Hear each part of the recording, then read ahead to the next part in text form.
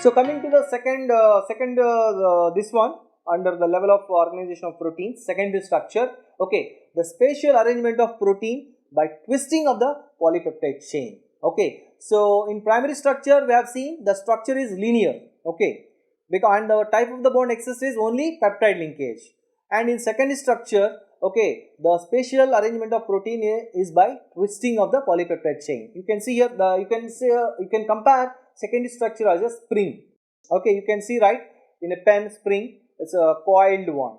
Similarly, the protein is also coiled in secondary structure, and this facility is possible only because of the hydrogen bonding.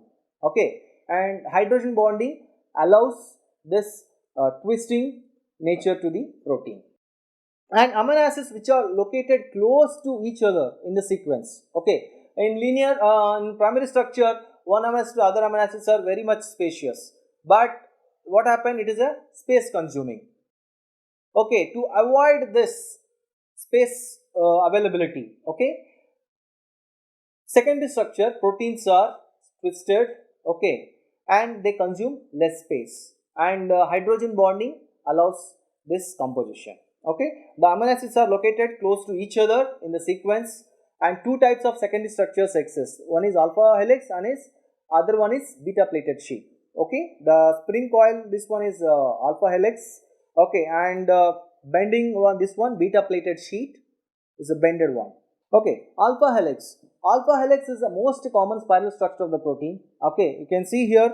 So the particular amino acid in the one coil is making hydrogen bonding with the other amino acid present in the other coil. Okay, so that's why all these amino acids are packed together. Okay, all these amino acids are packed together, and this structure firstly proposed by Pauling and Corey, okay, in 1965. Okay, and the silent features, like as I mentioned, they are tightly packed coil structures with amino acid side chains extending outwards from the central axis. That means their functional groups are extended outwards, which is allowing them to participate in hydrogen bonding with the next amino acid.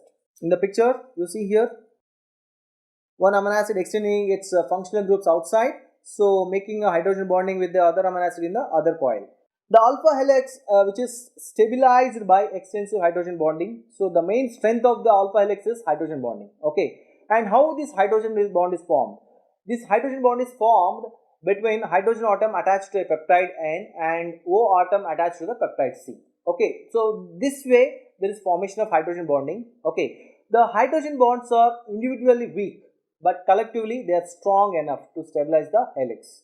Okay, and all the peptide bonds except the first and the last polypeptide chain, they are all participating in the hydrogen bonding. So coming to the other features of alpha helix, each turn, okay, each turn consists 3.6 amino acids, okay, and the distance of the helix is 0.54 nanometers, okay, and the spacing of each amino acid in the helix is 0.15 nanometers. And why alpha helix is a stable one? Okay, because they use less energy. Okay, they formed instantly by using less energy, so that's why they are more stable. Okay, and they are right-handed helix, okay, compared with left-handed one. Okay, so there are two types are there, right-handed helix is there, left-handed helix is there, but compared to the left-hand helix, right-handed alpha helix is more stable. Okay, and certain amino acids, okay, disturb the alpha helix, particularly proline. If any proline molecule in the middle of the alpha helical structure which disturbs the secondary structure, especially alpha helix. So proline is not suitable for secondary structure of proteins, especially alpha helix. So large number of acidic and amino acids are also interfering in alpha helical structure. Okay, along with the proline, large number of acidic and basic amino acids, they are also interfere in disturbing the structure of alpha helix. And beta, second version of secondary structure, that is beta plated sheet. Okay, this is another form of secondary structure. Okay, it may use two or more polypeptides. Okay, secondary structure of alpha helix consists of a single polypeptide, but beta plated sheet which uses two or more polypeptides. Okay, that means, or segments of same peptide chain. That means though it is a single polypeptide chain, it may use like one of the part will be bended. Okay, so that is the silent feature of beta pleated sheet. That means parts of the polypeptide, they are linked together by hydrogen bond. Okay, parts of the polypeptide are joined by hydrogen bond, and the two types of beta pleated sheets are there. One is parallel and anti-parallel. Okay, if polypeptide is running like compared to,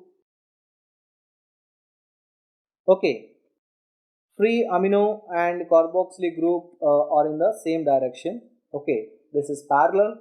Okay, and if same polypeptide, okay, free amino terminal and carboxylic terminal, okay, in opposite direction, that is anti-parallel. This is parallel, that is anti-parallel. Okay, the polypeptide chains in the beta sheets may be arranged either in parallel or anti-parallel. Okay, it may be formed either by separate polypeptide chains. That means H bonds, which are like within the polypeptide. Okay, within the polypeptide, they can form hydrogens, or it may form sometimes outside, I mean like a polypeptide fragment. Okay, triple helix, this is also one of the form of secondary structure. Collagen, you take example of collagen which is rich of proline and hydroxyproline. At the same time, it is also rich of lysine, hydroxylysine also, and it cannot form alpha helix because we have said proline, what to do, it disturbs the alpha helical structure. Okay, so sometimes in MCQs they will ask, okay, which of the amino acid disturbs the secondary structure, alpha helical structure of the protein? Okay, proline, you have to say. And which amino acid is absent in secondary structure of protein? Proline. Okay, but so as it is not participating in alpha helical structure, it do have some other secondary conformation, secondary structural conformation, that is triple helix, and that is what to say, it is stabilized by both non-covalent bonds and covalent bonds, along with the like what to say, they don't have hydrogen bonds, but in place of hydrogen bonds, what bonds they have? Non-covalent and covalent bonds. Reverse turns and beta bends, since the polypeptide so what to say, of a globular protein changes directions in 2 or more times when it folds, that conformation known as reverse turn or beta bends, and which is very crucial for stability of a protein in functional aspects. Okay, most of the globular proteins, they are in conformation of reverse turns or beta bends, which is helping for their functional point.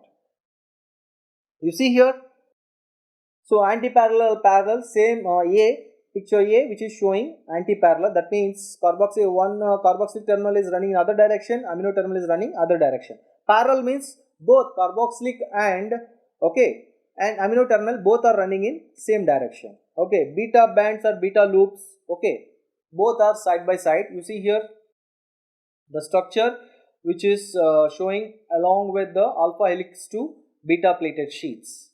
Okay, so again here beta sheets which are connected by hydrogen bonds, super secondary structures, various combination of secondary structures called super secondary structure. That means they are all made up of beta sheets, Greek key, and beta members.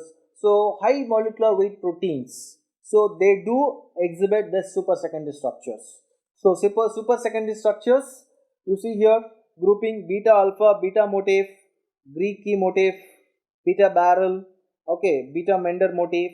That means certain grouping of secondary structures, okay, which are called structural elements called motifs. Okay, recent articles like zinc motifs, that means they are collectively holding the polypeptides.